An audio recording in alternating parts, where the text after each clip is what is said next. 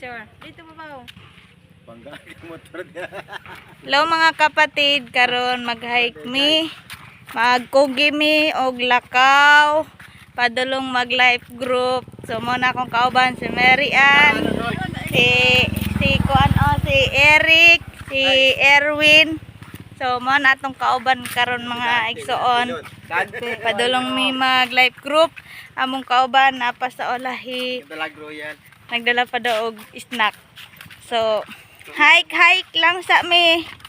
Kaya wala pa man mi sakyanan, wala pa na provide. So I know nga nakita sa Ginoo paon sa ta nga padayon gihapon. Maski naglakaw, kinahanglan jud tang mag-sacrifice. So nakita sa Lord.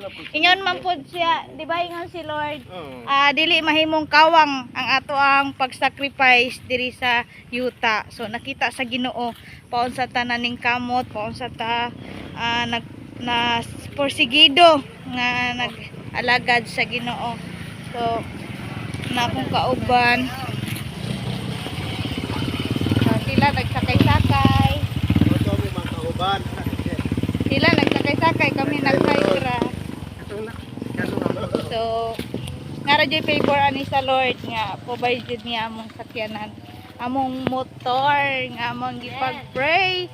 Kaya padayon lang. Nakita na sa Lord paunsa ka nagpadayon gyapon sa pag-serve sa iya ha. Pero enjoy kayo. So, maski nag-hike, enjoy gyapon. Enjoy kayo sila mga igsoon.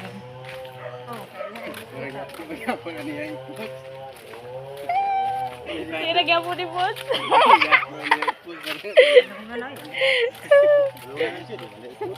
Tagdi lang kay at least natay mga remembrance ba nga sa tay bless sa Ginoo. Ingani day ang ato ang agian. Oo. I-share lang ninyo, no? Share naman. So mo ni si Erwin.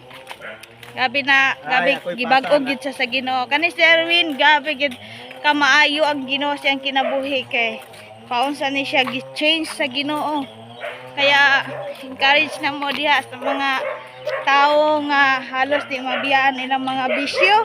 Pero gabi, no? Paunsa gi-change ang kinabuhi ni Erwin sa Ginoo. So depende ra gyud sa tao paunsa sila mag-change sa ilahang kinabuhi.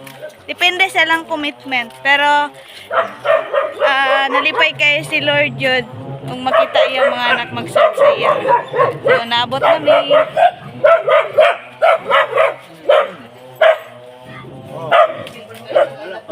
Naabot na may sabak kayong ira.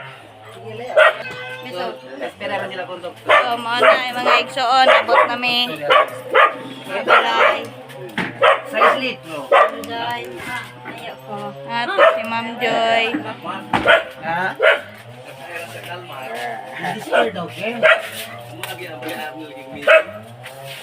So, babay sa tabi na pagtaon niya mga igsoon. Bye.